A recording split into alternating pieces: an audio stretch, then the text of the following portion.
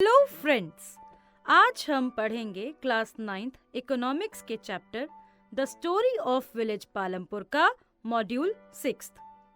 Friends, last module में हमने पढ़ा था कि कैसे हम केमिकल फर्टिलाइजर्स को यूज करके अपने लैंड को ओवर यूज कर रहे हैं, और इस मॉड्यूल में हम पढ़ेंगे how is land distributed between the farmers of Palampur. मतलब कि ये जो लैंड है ये पालमपुर के फार्मर्स के बीच में कैसे डिस्ट्रीब्यूट हो रखा है। तो फ्रेंड्स, अब तक हमें ये तो पता चल ही गया है कि जो लैंड है वो फार्मिंग के लिए बहुत ही ज़रूरी होता है।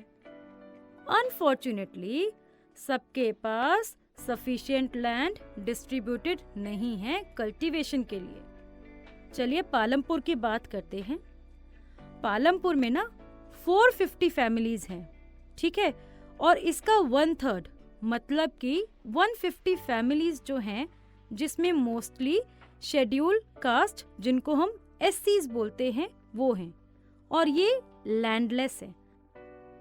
मतलब कि इनके पास कल्टीवेशन करने के लिए जमीन नहीं है। जो बची हुई फैमिलीज है ना, उनमें से 240 फैमिलीज छोटे प्लॉट्स पे कल्टीवेशन करती हैं, जो कि 2 हेक्टेयर से भी कम है साइज में। इन प्लॉट्स से ज्यादा इनकम नहीं हो पाती है इन फैमिलीज को। तो बताइए कितनी फैमिलीज हैं जिनके पास 2 हेक्टेयर से भी कम लैंड है साइज में? अभी बताया था मैंने। क्या है? कितनी है? 240। बिल्कुल सही। फ्रेंड्स, आप कभी किसी विलेज में गए हो? अगर आप वहाँ पे गए होंगे तो आप ये देखोगे कि बहुत सारे छोटे छोटे प्लॉट्स हैं विलेजेस में। ये जो प्लॉट्स है ना, ये छोटे फार्मर कल्टीवेट करते हैं। एक साइड तो हमें ये छोटे छोटे प्लॉट्स दिखाई देते हैं, और दूसरी ही साइड विलेज का आधे से ज्यादा एरिया उन प्लॉट्स से कवर्ड है जो साइज में काफी बड़े हैं। पालमपुर में मीडियम और लार्ज फार्मर्स की 60 फैमिलीज हैं। कितनी फैमिलीज हैं? 60 फैमिलीज, जो 2 हेक्टेयर से ज्यादा लैंड पे कल्टीवेशन करती हैं। और कुछ लार्ज फार्मर्स के पास 10 हेक्टेयर से भी ज्यादा लैंड है। देखा आपने कितना अनइवन डिस्ट्रीब्यूशन है। 1960 में गोविंद नाम का एक फार्मर था। उसके पास 2.25 हेक्टेयर का अनइरिगेटेड लैंड था। मतलब कि उस पे खेती बाड़ी नहीं होती थी। अपने 3 बेटों की हेल्प से उसने अपना लैंड कल्टीवेट किया।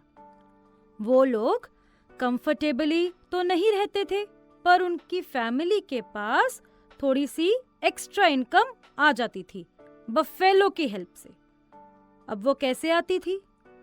वो लोग उस बफेलो का मिल्क सेल कर देते थे, मतलब बेचते थे। गोविंद की डेथ के कुछ इयर्स बाद उसका 2.25 हेक्टेयर का लैंड उसके 3 बेटों में डिवाइड हुआ। हर एक के हिस्से में 0.75 हेक्टेयर साइज का लैंड आया। अब ये लैंड का साइज कम हो गया। अब क्योंकि उनके लैंड का साइज कम हो गया, तो जो प्रोडक्शन थी ना क्रॉप की, वो भी कम हो गई। अब क्योंकि प्रोडक्शन कम हो गई, तो इसकी वजह से गोविंद के बेटे अपनी इनकम को नहीं बना पाए।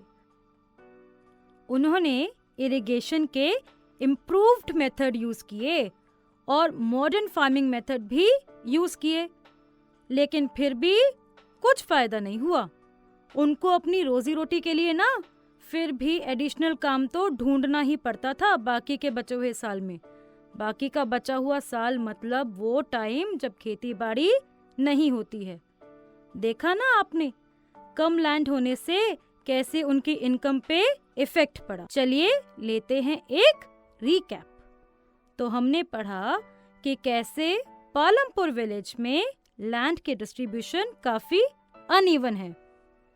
450 फैमिलीज में से 1/3 यानी कि 150 फैमिलीज जिनमें ज्यादातर एससीज हैं बिना लैंड के हैं, मतलब कि उनके पास कल्टीवेशन करने के लिए कोई प्लॉट नहीं है। 240 फैमिलीज स्मॉल प्लॉट्स को कल्टीवेट करती हैं जो कि 2 हेक्टेयर से भी कम है। इससे उन फैमिलीज को ज्यादा इनकम नहीं मिल पाती है।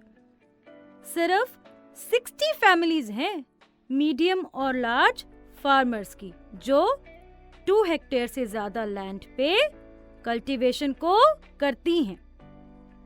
इनमें से कुछ लार्ज फार्मर्स के पास तो 10 हेक्टेयर से भी ज्यादा लैंड है कल्टीवेशन के लिए। ज्यादा लैंड का मतलब ज्यादा प्रॉफिट।